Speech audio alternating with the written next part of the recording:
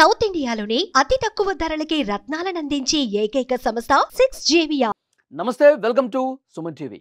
America ఆధిపత్యానికి check పెట్టడానికి త్రిశక్తి కూటమి సిద్ధమవుతోంది.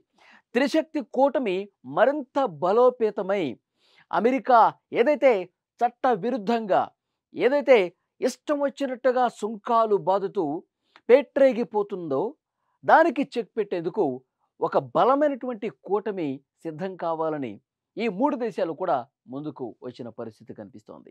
చైనాలోని తియాన్జింగ్లో షాంఘై సహకార సదస్సు జరుగుతోంది. ఈ సదస్సులో మోదీ అలాగే చైనా అధ్యక్షుడు షీ జిన్పింగ్ భేటీ అయ్యారు.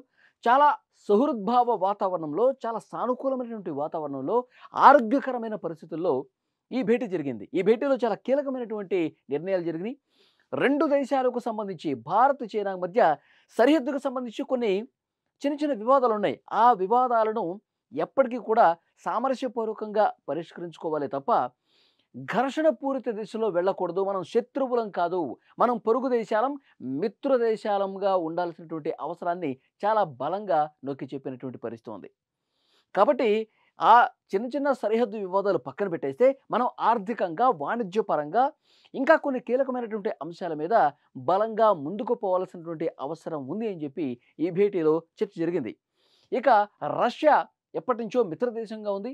ఈ మూడు దేశాలు గనక కలిస్తే ట్రంప్ ఏదైతే పిచ్చి పిచ్చి నిర్ణయాలు తీసుకుంటా ఉన్నాడో, ట్రంప్ ఏదైతే ఇష్టం వచ్చినట్టుగా సుంకాలు విధిస్తూ ఏకపక్షంగా వ్యవహరిస్తూ ఉన్నాడో దానికి మనం గట్టిగా చెక్ పెట్టినట్టు వాళ్ళం అవుతాం.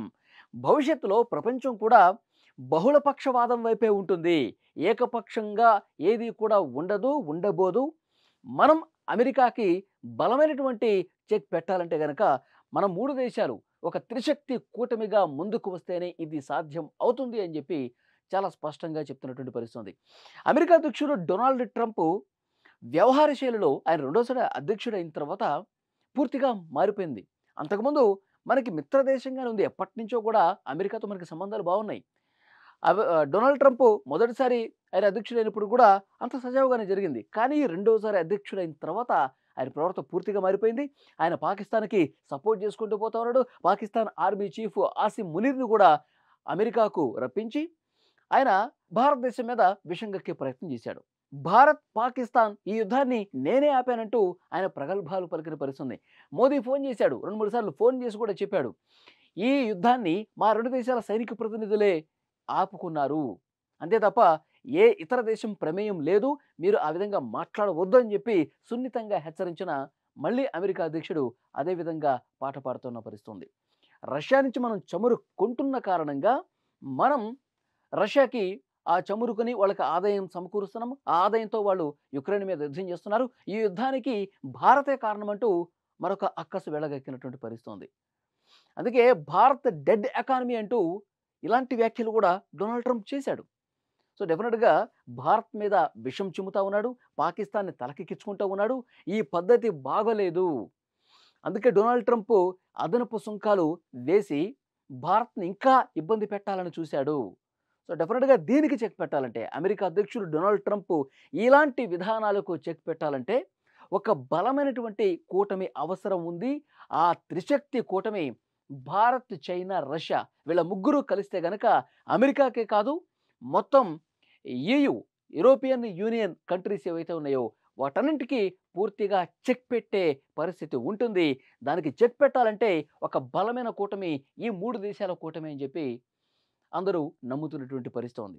సో డెఫినెట్గా ఈ కూటమిని చూసే డొనాల్డ్ ట్రంప్ భయపడతా ఉన్నాడు.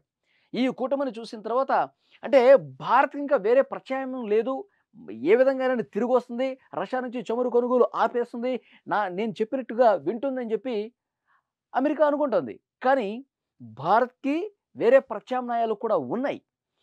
భారత్ తలుచుకుంటే ఇంకా ఏదైనా చేయగలదు అని నిరూపించింది భారత్. అందుకే ఎక్కడ దిగాలు పడిపోయి మన వాణిజ్య వ్యాపారాలన్నీ కూడా ఆగిపోతున్నాయి, ట్రంప్ వేస్తున్నటువంటి సుంకాలకు భయపడిపోతుంది భారత్ అని చెప్పి ఎక్కడ అలాంటి పరిస్థితి లేదు. వెంటనే ఇటు చైనాతో, రష్యాతో, మిగిలిన మిత్ర దేశాలతో మాట్లాడుకుంటూ ఈ సుంకాల నుంచి తప్పించుకోవటానికి మనం పంపేటువంటి వస్తువులు ఏవైతే ఉన్నాయో అవి ఏ దేశాలకు మనం విరివిగా పంపించగలం, ట్రంప్ తీసుకున్న నిర్ణయానికి గట్టిగా మనం ఎలా దెబ్బ కొట్టగలం, ఈ విధంగానే మోదీ ఆలోచించినటువంటి పరిస్థితి ఉంది. అందుకే ఒక బలమైనటువంటి కూటమి ఇప్పుడు భారత్‌కి ఎంత అవసరమో చైనాకి, అలాగే రష్యాకి కూడా వీళ్ళ ముగ్గురు కలవటం ఒకళ్ళకొకడు అంతే అవసరం ఉంది. సో, డెఫినిట్‌గా అందుకే డొనాల్డ్ ట్రంప్ 4, 5 సార్లు ఫోన్ చేశాడు. వీళ్ళు ఏకమైపోతే మళ్ళీ పరిస్థితి దిగజారిపోతుంది. అమెరికా ప్రపంచం ముందు మళ్ళీ ఒక అవమానం ఎదుర్కోవాల్సినటువంటి పరిస్థితి ఉంటుంది. కాబట్టి ఈ 3 దేశాలు కూటమి కట్టకూడదని చెప్పి చాలా బలంగా అనుకున్నాడు డొనాల్డ్ ట్రంప్. వెంటనే 4, 5 సార్లు ఫోన్ చేశాడు మోదీతో మాట్లాడదామని. మళ్ళొకసారి మనం మాట్లాడుకుందాం, మళ్ళొకసారి మనం చర్చించుకుందాం అని చెప్పి ఫోన్‌లు చేసే ప్రయత్నం చేశాడు గానీ, మోదీ ఎక్కడా కూడా ఆ ఫోన్‌ని లిఫ్ట్ చేయలేదు.